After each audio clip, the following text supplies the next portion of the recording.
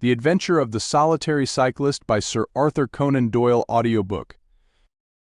From the years 1894 to 1901 inclusive, Mr. Sherlock Holmes was a very busy man.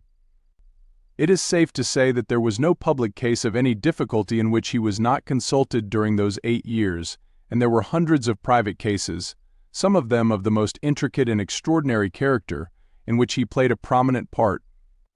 Many startling successes and a few unavoidable failures were the outcome of this long period of continuous work.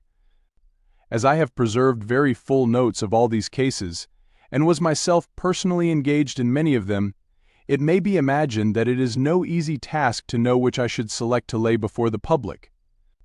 I shall, however, preserve my former rule, and give the preference to those cases which derive their interest not so much from the brutality of the crime as from the ingenuity and dramatic quality of the solution. For this reason I will now lay before the reader the facts connected with Miss Violet Smith, the solitary cyclist of Charlington, and the curious sequel of our investigation, which culminated in unexpected tragedy. It is true that the circumstances did not admit of any striking illustration of those powers for which my friend was famous, but there were some points about the case which made it stand out in those long records of crime from which I gather the material for these little narratives. On referring to my notebook for the year 1895, I find that it was upon Saturday, the 23rd of April, that we first heard of Miss Violet Smith. Her visit was, I remember, extremely unwelcome to Holmes, for he was immersed at the moment in a very abstruse and complicated problem concerning the peculiar persecution to which John Vincent Harden, the well-known tobacco millionaire, had been subjected. My friend, who loved above all things precision and concentration of thought, resented anything which distracted his attention from the matter in hand. And yet, without a harshness which was foreign to his nature, it was impossible to refuse to listen to the story of the young and beautiful woman, tall, graceful, and queenly, who presented herself at Baker Street late in the evening and implored his assistance and advice. It was vain to urge that his time was already fully occupied, for the young lady had come with the determination to tell her story, and it was evident that nothing short of force could get her out of the room until she had done so. With a resigned air and a somewhat weary smile, Holmes begged the beautiful intruder to take a seat and to inform us what it was that was troubling her. "At least it cannot be your health," said he, as his keen eyes darted over her. "So ardent a bicyclist must be full of energy." She glanced down in surprise at her own feet, and I observed the slight roughening of the side of the sole caused by the friction of the edge of the pedal. "Yes, I bicycle a good deal, Mr. Holmes, and that has something to do with my visit to you today." My friend took the lady's ungloved hand and examined it with as close an attention and as little sentiment as a scientist would show to a specimen. "You will excuse me, I am sure. It is my business," said he, as he dropped it. "I nearly fell into the error of supposing that you were typewriting. Of course, it is obvious that it is music. You observe the spatulate finger end, Watson, which is common to both professions. There is a spirituality about the face." However, he gently turned it towards the light which the typewriter does not generate. "This lady is a musician." "Yes, Mr. Holmes, I teach music." "In the country, I presume, from your complexion." "Yes, sir, near Farnham, on the borders of Surrey." "A beautiful neighborhood and full of the most interesting associations. You remember, Watson, that it was near there that we took Archie Stamford, the forger. Now, Miss Violet, what has happened to you near Farnham, on the borders of Surrey?" The young lady, with great clearness and composure, made the following curious statement. "My father is dead, Mr. Holmes. He was James Smith, who conducted the orchestra at the old Imperial Theatre. My mother and I were left without a relation in the world except one uncle, Ralph Smith, who went to Africa 25 years ago, and we have never had a word from him since. When father died, we were left very poor, but one day we were told that there was an advertisement in the Times inquiring for our whereabouts. You can imagine how excited we were, for we thought that someone had left us a fortune. We went at once to the lawyer whose name was given in the paper. There we met two gentlemen, Mr. Carruthers and Mr. Woodley, who were home on a visit from South Africa. They said that my uncle was a friend of theirs, that he died some months before in great poverty in Johannesburg, and that he had asked them with his last breath to hunt up his relations and see that they were in no want. It seemed strange to us that Uncle Ralph, who took no notice of us when he was alive, should be so careful to look after us when he was dead. But Mr.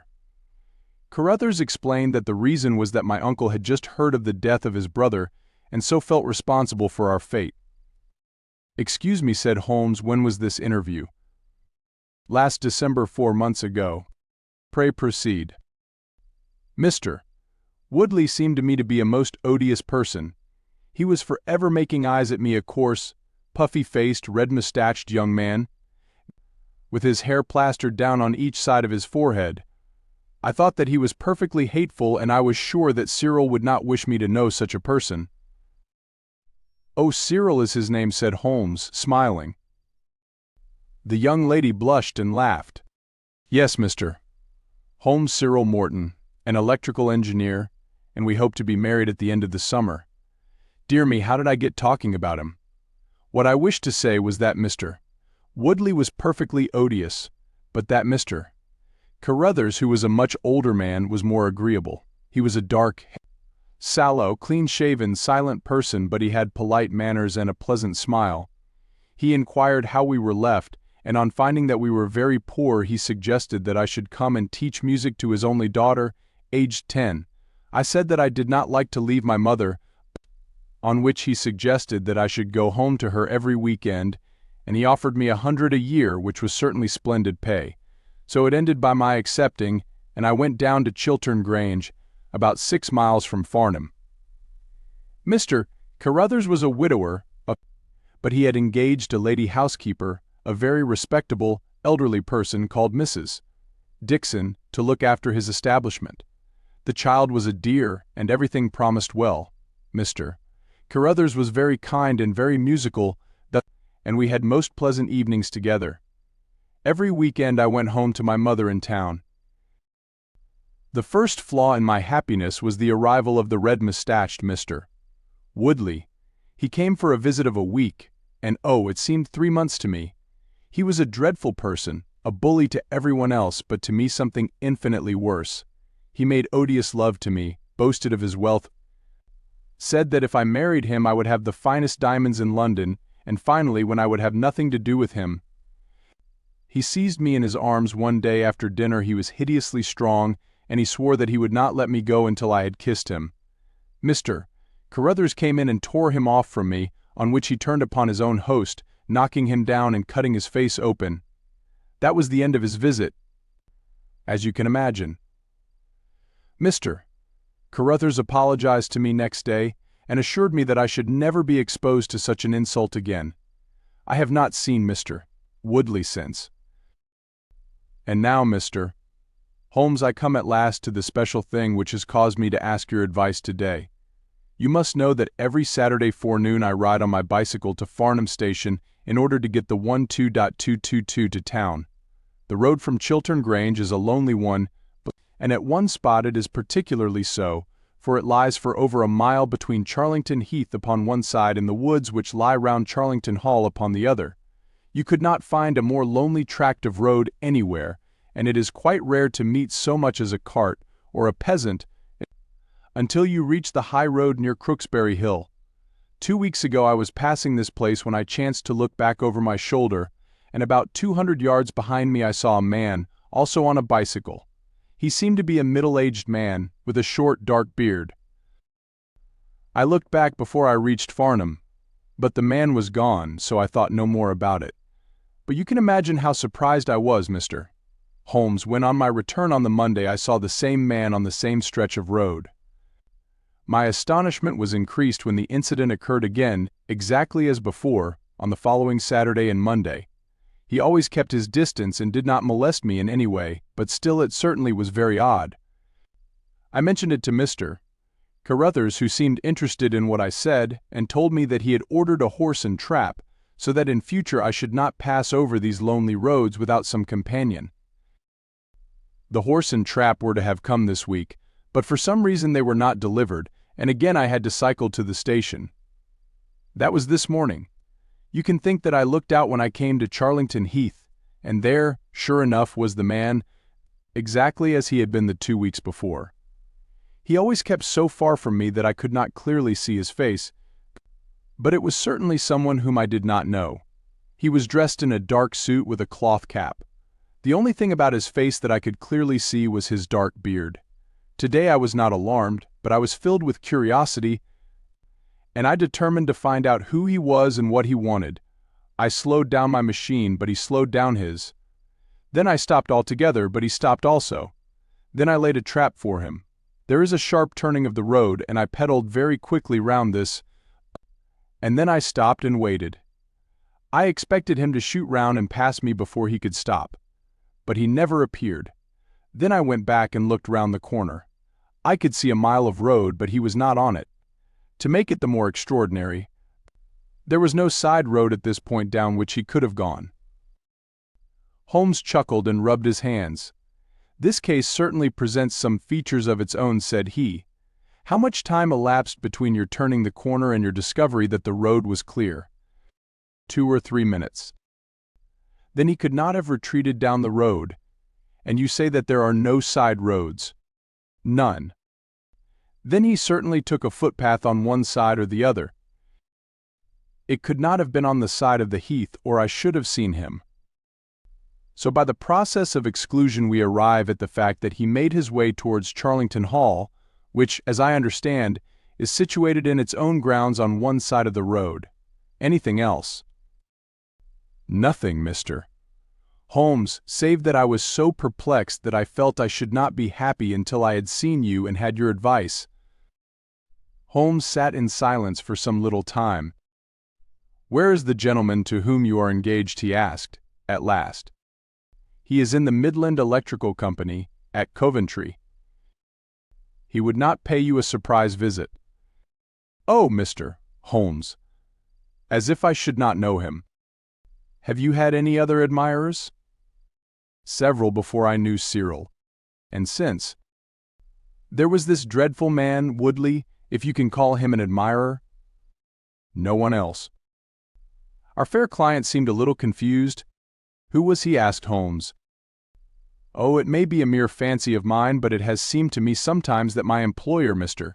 Carruthers, takes a great deal of interest in me. We are thrown rather together. I play his accompaniments in the evening. He has never said anything. He is a perfect gentleman, but a girl always knows." Holmes looked grave. "What does he do for a living?" "He is a rich man. No carriages or horses." "Well, at least he is fairly well-to-do, but he goes into the city 2 or 3 times a week. He is deeply interested in South African gold shares." "You will let me know any fresh development, Miss Smith.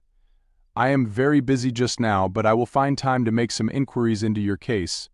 In the meantime, take no step without letting me know. Goodbye, and I trust that we shall have nothing but good news from you." "It is part of the settled order of nature that such a girl should have followers," said Holmes, as he pulled at his meditative pipe, "but for choice not on bicycles in lonely country roads. Some secretive lover, beyond all doubt. But there are curious and suggestive details about the case, Watson. That he should appear only at that point." "Exactly. Our first effort must be to find who are the tenants of Charlington Hall. Then, again, how about the connection between Carruthers and Woodley, since they appear to be men of such a different type? How came they both to be so keen upon looking up Ralph Smith's relations? One more point. What sort of a ménage is it which pays double the market price for a governess, but does not keep a horse although 6 miles from the station? Odd, Watson, very odd. You will go down." "No, my dear fellow, you will go down. This may be some trifling intrigue, and I cannot break my other important research for the sake of it. On Monday you will arrive early at Farnham. You will conceal yourself near Charlington Heath. You will observe these facts for yourself, and act as your own judgment advises. Then, having inquired as to the occupants of the hall, you will come back to me and report. And now, Watson, not another word of the matter until we have a few solid stepping stones on which we may hope to get across to our solution." We had ascertained from the lady that she went down upon the Monday by the train which leaves Waterloo at 9:50, so I started early and caught the 9:13. At Farnham Station I had no difficulty in being directed to Charlington Heath. It was impossible to mistake the scene of the young lady's adventure, for the road runs between the open heath on one side and an old yew hedge upon the other, surrounding a park which is studded with magnificent trees. There was a main gateway of lichen-studded stone, each side pillar surmounted by mouldering heraldic emblems, but besides this central carriage drive I observed several points where there were gaps in the hedge and paths leading through them. The house was invisible from the road, but the surroundings all spoke of gloom and decay. The heath was covered with golden patches of flowering gorse, gleaming magnificently in the light of the bright spring sunshine. Behind one of these clumps I took up my position, so as to command both the gateway of the hall and a long stretch of the road upon either side. It had been deserted when I left it, but now I saw a cyclist riding down it from the opposite direction to that in which I had come. He was clad in a dark suit, and I saw that he had a black beard. On reaching the end of the Charlington grounds he sprang from his machine and led it through a gap in the hedge, disappearing from my view. A quarter of an hour passed and then a second cyclist appeared. This time it was the young lady coming from the station. I saw her look about her as she came to the Charlington hedge. An instant later the man emerged from his hiding place, sprang upon his cycle, and followed her. In all the broad landscape those were the only moving figures, the graceful girl sitting very straight upon her machine, and the man behind her bending low over his handlebar, with a curiously furtive suggestion in every movement. She looked back at him and slowed her pace. He slowed also. She stopped. He at once stopped too, keeping 200 yards behind her. Her next movement was as unexpected as it was spirited. She suddenly whisked her wheels round and dashed straight at him. He was as quick as she, however, and darted off in desperate flight. Presently she came back up the road again, her head haughtily in the air, not deigning to take any further notice of her silent attendant. He had turned also, and still kept his distance until the curve of the road hid them from my sight. I remained in my hiding place, and it was well that I did so, for presently the man reappeared cycling slowly back. He turned in at the hall gates and dismounted from his machine. For some few minutes I could see him standing among the trees. His hands were raised and he seemed to be settling his necktie. Then he mounted his cycle and rode away from me down the drive towards the hall. I ran across the heath and peered through the trees. Far away I could catch glimpses of the old grey building with its bristling Tudor chimneys, but the drive ran through a dense shrubbery, and I saw no more of my man. However, it seemed to me that I had done a fairly good morning's work, and I walked back in high spirits to Farnham. The local house agent could tell me nothing about Charlington Hall, and referred me to a well-known firm in Pall Mall. There I halted on my way home, and met with courtesy from the representative. No, I could not have Charlington Hall for the summer. I was just too late. It had been let about a month ago. Mr. Williamson was the name of the tenant. He was a respectable elderly gentleman. The polite agent was afraid he could say no more, as the affairs of his clients were not matters which he could discuss. Mr. Sherlock Holmes listened with attention to the long report which I was able to present to him that evening, but it did not elicit that word of curt praise which I had hoped for and should have valued. On the contrary, his austere face was even more severe than usual as he commented upon the things that I had done and the things that I had not. Your hiding place, my dear Watson, was very faulty. You should have been behind the hedge, then you would have had a close view of this interesting person. As it is, you were some hundreds of yards away and can tell me even less than Miss Smith. She thinks she does not know the man. I am convinced she does. Why, otherwise, should he be so desperately anxious that she should not get so near him as to see his features? You describe him as bending over the handlebar. Concealment again. You see, you really have done remarkably badly. He returns to the house and you want to find out who he is. You come to a London house agent. What should I have done? I cried with some heat. Gone to the nearest public house. That is the center of country gossip. They would have told you every name, from the master to the scullery maid. Williamson. It conveys nothing to my mind. If he is an elderly man, he is not this active cyclist who sprints away from that athletic young lady's pursuit. What have we gained by your expedition? The knowledge that the girl's story is true. I never doubted it. That there is a connection between the cyclist and the hall. I never doubted that either. That the hall is tenanted by Williamson. Who's the better for that? Well, my dear sir, don't look so depressed. We can do little more until next Saturday. And in the meantime I may make one or two inquiries myself. Next morning we had a note from Miss Smith, recounting shortly and accurately the very incidents which I had seen, but the pith of the letter lay in the postscript. I am sure that you will respect my confidence, Mr. Holmes, when I tell you that my place here has become difficult owing to the fact that my employer has proposed marriage to me. I am convinced that his feelings are most deep and most honorable. At the same time my promise is, of course, given. He took my refusal very seriously but also very gently. You can understand, however, that the situation is a little strained. Our young friend seems to be getting into deep waters, said Holmes, thoughtfully, as he finished the letter. The case certainly presents more features of interest and more possibility of development than I had originally thought. I should be none the worse for a quiet, peaceful day in the country, and I am inclined to run down this afternoon and test one or two theories which I have formed.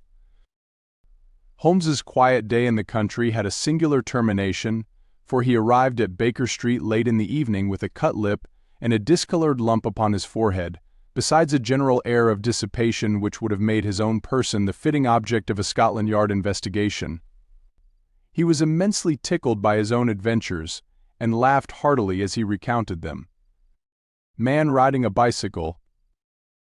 I get so little active exercise that it is always a treat, said he. You are aware that I have some proficiency in the good old British sport of boxing. Occasionally it is of service. Today, for example, I should have come to very ignominious grief without it. I begged him to tell me what had occurred. I found that country pub which I had already recommended to your notice, and there I made my discreet inquiries. I was in the bar, and a garrulous landlord was giving me all that I wanted.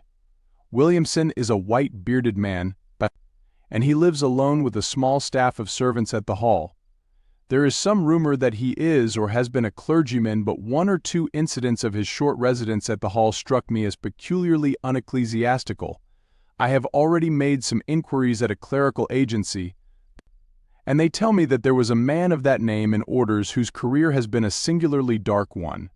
The landlord further informed me that there are usually week-end visitors, a warm lot, Sir Os, at the hall, and especially one gentleman with a red moustache, Mr. Woodley by name, who was always there. We had got as far as this when who should walk in but the gentleman himself, who had been drinking his beer in the tap-room and had heard the whole conversation. Who was I? What did I want? What did I mean by asking questions? He had a fine flow of language, and his adjectives were very vigorous. He ended a string of abuse by a vicious backhander which I failed to entirely avoid. The next few minutes were delicious. It was a straight left against a slogging ruffian. I emerged as you see me. Mr. Woodley went home in a cart. So ended my country trip, and it must be confessed that, however enjoyable, my day on the Surrey border has not been much more profitable than your own.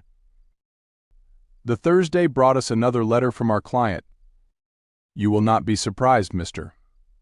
Holmes, said she, to hear that I am leaving Mr. Carruthers's employment. Even the high pay cannot reconcile me to the discomforts of my situation. On Saturday I come up to town and I do not intend to return. Mr. Carruthers has got a trap, and so the dangers of the lonely road, but if there ever were any dangers, are now over. As to the special cause of my leaving, it is not merely the strained situation with Mr. Carruthers, but it is the reappearance of that odious man, Mr. Woodley. He was always hideous, but he looks more awful than ever now, for he appears to have had an accident, and he is much disfigured. I saw him out of the window, but I am glad to say I did not meet him. He had a long talk with Mr. Carruthers, who seemed much excited afterwards. Woodley must be staying in the neighborhood, for he did not sleep here, And yet I caught a glimpse of him again this morning slinking about in the shrubbery. I would sooner have a savage wild animal loose about the place. I loathe and fear him more than I can say. How can Mr. Carruthers endure such a creature for a moment? However, all my troubles will be over on Saturday. So I trust, Watson, so I trust, said Holmes gravely. There is some deep intrigue going on round that little woman, and it is our duty to see that no one molests her upon that last journey. I think, Watson, that we must spare time to run down together on Saturday morning, and make sure that this curious and inconclusive investigation has no untoward ending. I confess that I had not up to now taken a very serious view of the case, which had seemed to me rather grotesque and bizarre than dangerous. That a man should lie in wait for and follow a very handsome woman is no unheard of thing, and if he had so little audacity that he not only dared not address her, but even fled from her approach, he was not a very formidable assailant. The ruffian Woodley was a very different person, but, except on one occasion, he had not molested our client, and now he visited the house of Carruthers without intruding upon her presence. The man on the bicycle was doubtless a member of those week-end parties at the hall of which the publican had spoken, but who he was or what he wanted was as obscure as ever. It was the severity of Holmes's manner and the fact that he slipped a revolver into his pocket before leaving our rooms which impressed me with the feeling that tragedy might prove to lurk behind this curious train of events. A rainy night had been followed by a glorious morning, and the heath-covered countryside, with the glowing clumps of flowering gorse, seemed all the more beautiful to eyes which were weary of the duns and drabs and slate-greys of London. Holmes and I walked along the broad, sandy road inhaling the fresh morning air, and rejoicing in the music of the birds and the fresh breath of the spring. From a rise of the road on the shoulder of Crooksbury Hill, we could see the grim hall bristling out from amidst the ancient oaks, which, old as they were still younger than the building which they surrounded. Holmes pointed down the long tract of road which wound, a reddish-yellow band, between the brown of the heath and the budding green of the woods. Far away, a black dot, we could see a vehicle moving in our direction. Holmes gave an exclamation of impatience. "I had given a margin of half an hour," said he. "If that is her trap, she must be making for the earlier train. I fear, Watson, that she will be past Charlington before we can possibly meet her." From the instant that we passed the rise we could no longer see the vehicle, but we hastened onwards at such a pace that my sedentary life began to tell upon me, and I was compelled to fall behind. Holmes, however, was always in training, for he had inexhaustible stores of nervous energy upon which to draw. His springy step never slowed until suddenly, when he was 100 yards in front of me, he halted, and I saw him throw up his hand with a gesture of grief and despair. At the same instant an empty dog-cart, the horse cantering, the reins trailing, appeared round the curve of the road and rattled swiftly towards us. "Too late, Watson, too late," cried Holmes, as I ran panting to his side. "Fool that I was not to allow for that earlier train. It's abduction, Watson, abduction. Murder. Heaven knows what. Block the road. Stop the horse. That's right. Now jump in and let us see if I can repair the consequences of my own blunder." We had sprung into the dog-cart, and Holmes, after turning the horse, gave it a sharp cut with the whip, and we flew back along the road. As we turned the curve, the whole stretch of road between the hall and the heath was opened up. I grasped Holmes's arm. "That's the man," I gasped. A solitary cyclist was coming towards us. His head was down and his shoulders rounded as he put every ounce of energy that he possessed onto the pedals. He was flying like a racer. Suddenly he raised his bearded face, saw us close to him, and pulled up, springing from his machine. That coal-black beard was in singular contrast to the pallor of his face, and his eyes were as bright as if he had a fever. He stared at us and at the dog-cart. Then a look of amazement came over his face. "Halloa! Stop there," he shouted, holding his bicycle to block our road. "Where did you get that dog-cart? Pull up, man," he yelled, drawing a pistol from his side pocket. "Pull up, I say, or by George, I'll put a bullet into your horse." Holmes threw the reins into my lap and sprang down from the cart. "You're the man we want to see. Where is Miss Violet Smith?" he said, in his quick, clear way. That's what I am asking you. You're in her dog cart. You ought to know where she is. We met the dog cart on the road. There was no one in it. We drove back to help the young lady. Good Lord. Good Lord. What shall I do? Cried the stranger in an ecstasy of despair. They've got her, that hellhound Woodley and the blackguard parson. Come, man, come, if you really are her friend. Stand by me and we'll save her if I have to leave my carcass in Charlington Wood. He ran distractedly, his pistol in his hand, towards a gap in the hedge. Holmes followed him, and I, leaving the horse grazing beside the road, followed Holmes. This is where they came through, said he, pointing to the marks of several feet upon the muddy path. Hulloa, stop a minute. Who's this in the bush? It was a young fellow about 17, dressed like an ostler with leather cords and gaiters. He lay upon his back, his knees drawn up, a terrible cut upon his head. He was insensible, but alive. A glance at his wound told me that it had not penetrated the bone. That's Peter, the groom, cried the stranger. He drove her. The beasts have pulled him off and clubbed him. Let him lie, we can't do him any good, but we may save her from the worst fate that can befall a woman. We ran frantically down the path which wound among the trees. We had reached the shrubbery which surrounded the house when Holmes pulled up. They didn't go to the house.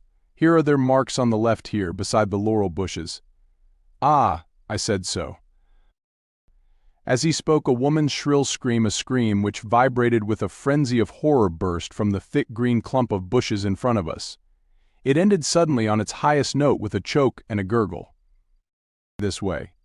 This way. They are in the bowling alley, cried the stranger, darting through the bushes. Ah, the cowardly dogs. Follow me, gentlemen. Too late, too late, by the living Jingo. We had broken suddenly into a lovely glade of greensward surrounded by ancient trees. On the farther side of it, under the shadow of a mighty oak, there stood a singular group of 3 people. One was a woman, our client, drooping and faint, a handkerchief round her mouth. Opposite her stood a brutal, heavy-faced, red-moustached young man, his gaitered legs parted wide, one arm akimbo, the other waving a riding crop, his whole attitude suggestive of triumphant bravado. Between them an elderly, gray-bearded man, wearing a short surplice over a light tweed suit, had evidently just completed the wedding service, for he pocketed his prayer book as we appeared and slapped the sinister bridegroom upon the back in jovial congratulation. They're married, I gasped. Come on, cried our guide, come on. He rushed across the glade, Holmes and I at his heels. As we approached, the lady staggered against the trunk of the tree for support. Williamson, the ex-clergyman, bowed to us with mock politeness, and the bully Woodley advanced with a shout of brutal and exultant laughter. You can take your beard off, Bob, said he. I know you right enough. Well, you and your pals have just come in time for me to be able to introduce you to Mrs. Woodley. Our guide's answer was a singular one. He snatched off the dark beard which had disguised him and threw it on the ground, disclosing a long, sallow, clean-shaven face below it. Then he raised his revolver and covered the young ruffian, who was advancing upon him with his dangerous riding crop swinging in his hand. Yes, said our ally, I, Bob Carruthers, and I'll see this woman righted if I have to swing for it. I told you what I'd do if you molested her, and by the Lord I'll be as good as my word. You're too late. She's my wife. No, she's your widow. His revolver cracked, and I saw the blood spurt from the front of Woodley's waistcoat. He spun round with a scream and fell upon his back, his hideous red face turning suddenly to a dreadful mottled pallor. The old man, still clad in his surplice, burst into such a string of foul oaths as I have never heard, and pulled out a revolver of his own, but before he could raise it he was looking down the barrel of Holmes's weapon. Enough of this, said my friend, coldly. Drop that pistol. Watson, pick it up, hold it to his head. Thank you. You, Carruthers, give me that revolver. We'll have no more violence. Come, hand it over. Who are you, then? My name is Sherlock Holmes. Good Lord. You have heard of me, I see. I will represent the official police until their arrival. Hear you, he shouted to a frightened groom who had appeared at the edge of the glade. Come here. Take this note as hard as you can ride to Farnham." He scribbled a few words upon a leaf from his notebook. "Give it to the superintendent at the police station. Until he comes, I must detain you all under my personal custody." The strong, masterful personality of Holmes dominated the tragic scene, and all were equally puppets in his hands. Williamson and Carruthers found themselves carrying the wounded Woodley into the house, and I gave my arm to the frightened girl. The injured man was laid on his bed, and at Holmes's request I examined him. I carried my report to where he sat in the old tapestry-hung dining room with his 2 prisoners before him. "He will live," said I. "What?" cried Carruthers, springing out of his chair. "I'll go upstairs and finish him first. Do you tell me that that girl, that angel, is to be tied to roaring Jack Woodley for life?" "You need not concern yourself about that," said Holmes. "There are 2 very good reasons why she should under no circumstances be his wife. In the first place, we are very safe in questioning Mr. Williamson's right to solemnize a marriage." "I have been ordained," cried the old rascal, "and also unfrocked. Once a clergyman, always a clergyman." "I think not. How about the license?" "We had a license for the marriage. I have it here in my pocket." "Then you got it by a trick. But in any case, a forced marriage is no marriage, but it is a very serious felony, as you will discover before you have finished. You'll have time to think the point out during the next 10 years or so, unless I am mistaken. As to you, Carruthers, you would have done better to keep your pistol in your pocket." "I begin to think so, Mr. Holmes, but when I thought of all the precaution I had taken to shield this girl, for I loved her, Mr. Holmes, and it is the only time that ever I knew what love was, it fairly drove me mad to think that she was in the power of the greatest brute and bully in South Africa, a man whose name is a holy terror from Kimberley to Johannesburg. Why, Mr. Holmes, you'll hardly believe it, but ever since that girl has been in my employment I never once let her go past this house, where I knew these rascals were lurking, without following her on my bicycle just to see that she came to no harm. I kept my distance from her, and I wore a beard so that she should not recognize me, for she is a good and high-spirited girl, and she wouldn't have stayed in my employment long if she had thought that I was following her about the country roads." "Why didn't you tell her of her danger?" "Because then, again, she would have left me, and I couldn't bear to face that. Even if she couldn't love me, it was a great deal to me just to see her dainty form about the house, and to hear the sound of her voice." "Well," said I, "you call that love, Mr. Carruthers, but I should call it selfishness. Maybe the 2 things go together. Anyhow, I couldn't let her go. Besides, with this crowd about, it was well that she should have someone near to look after her. Then when the cable came, I knew they were bound to make a move." "What cable?" Carruthers took a telegram from his pocket. "That's it," said he. It was short and concise. "The old man is dead." "Hum," said Holmes. "I think I see how things worked, and I can understand how this message would, as you say, bring them to a head, but while we wait you might tell me what you can." The old reprobate with the surplice burst into a volley of bad language. "By heaven," said he, "if you squeal on us, Bob Carruthers, I'll serve you as you served Jack Woodley. You can bleat about the girl to your heart's content, for that's your own affair, but if you round on your pals to this plainclothes copper, it will be the worst day's work that ever you did."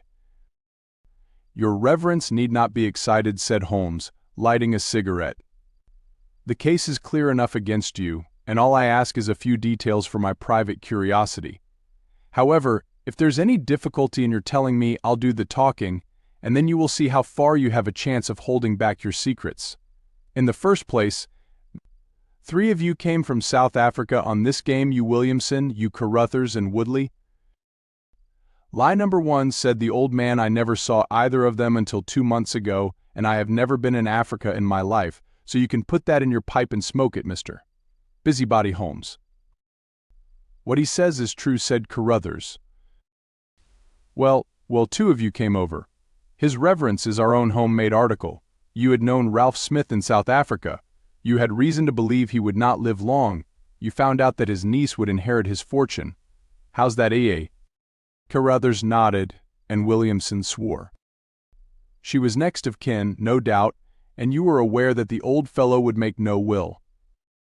Couldn't read or write, said Carruthers. So you came over, the two of you, and hunted up the girl. The idea was that one of you was to marry her and the other have a share of the plunder. For some reason Woodley was chosen as the husband. Why was that? We played cards for her on the voyage. He won. I see. You got the young lady into your service, and their Woodley was to do the courting. She recognized the drunken brute that he was, and would have nothing to do with him. Meanwhile, your arrangement was rather upset by the fact that you had yourself fallen in love with the lady.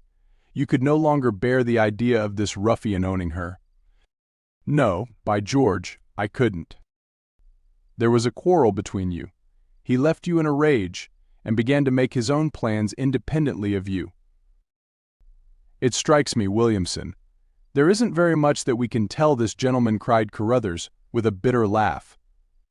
Yes, we quarreled, and he knocked me down. I am level with him on that. Anyhow. Then I lost sight of him. That was when he picked up with this Cas Padre here. I found that they had set up housekeeping together at this place on the line that she had to pass for the station. I kept my eye on her after that, for I knew there was some devilry in the wind. I saw them from time to time, for I was anxious to know what they were after.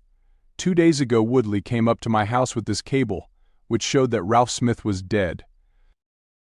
He asked me if I would stand by the bargain. I said I would not. He asked me if I would marry the girl myself and give him a share. I said I would willingly do so, but that she would not have me. He said, let us get her married first, and after a week or two she may see things a bit different. I said I would have nothing to do with violence. So he went off cursing like the foul-mouthed blackguard that he was, and swearing that he would have her yet. She was leaving me this weekend, and I had got a trap to take her to the station, but I was so uneasy in my mind that I followed her on my bicycle. She had got a start, however, and before I could catch her the mischief was done. The first thing I knew about it was when I saw you two gentlemen driving back in her dog-cart. Holmes rose and tossed the end of his cigarette into the grate. I have been very obtuse, Watson, said he. When in your report you said that you had seen the cyclist as you thought arrange his necktie in the shrubbery, that alone should have told me all. However, we may congratulate ourselves upon a curious and in some respects a unique case. I perceive 3 of the county constabulary in the drive, and I am glad to see that the little ostler is able to keep pace with them, so it is likely that neither he nor the interesting bridegroom will be permanently damaged by their morning's adventures. I think, Watson, that in your medical capacity you might wait upon Miss Smith and tell her that if she is sufficiently recovered we shall be happy to escort her to her mother's home. If she is not quite convalescent, you will find that a hint that we were about to telegraph to a young electrician in the Midlands would probably complete the cure. As to you, Mr. Carruthers, I think that you have done what you could to make amends for your share in an evil plot. There is my card, sir, and if my evidence can be of help to you in your trial it shall be at your disposal. In the whirl of our incessant activity it has often been difficult for me, as the reader has probably observed, to round off my narratives, and to give those final details which the curious might expect. Each case has been the prelude to another, and the crisis once over the actors have passed forever out of our busy lives. I find, however, a short note at the end of my manuscripts dealing with this case, in which I have put it upon record that Miss Violet Smith did indeed inherit a large fortune, and that she is now the wife of Cyril Morton, the senior partner of Morton, the famous partner of Morton Kennedy, the famous Westminster electricians. Williamson and Woodley were both tried for abduction and assault, the former getting 7 years and the latter 10. Of the fate of Carruthers I have no record, but I am sure that his assault was not viewed very gravely by the court, since Woodley had the reputation of being a most dangerous ruffian, and I think that a few months were sufficient to satisfy the demands of justice.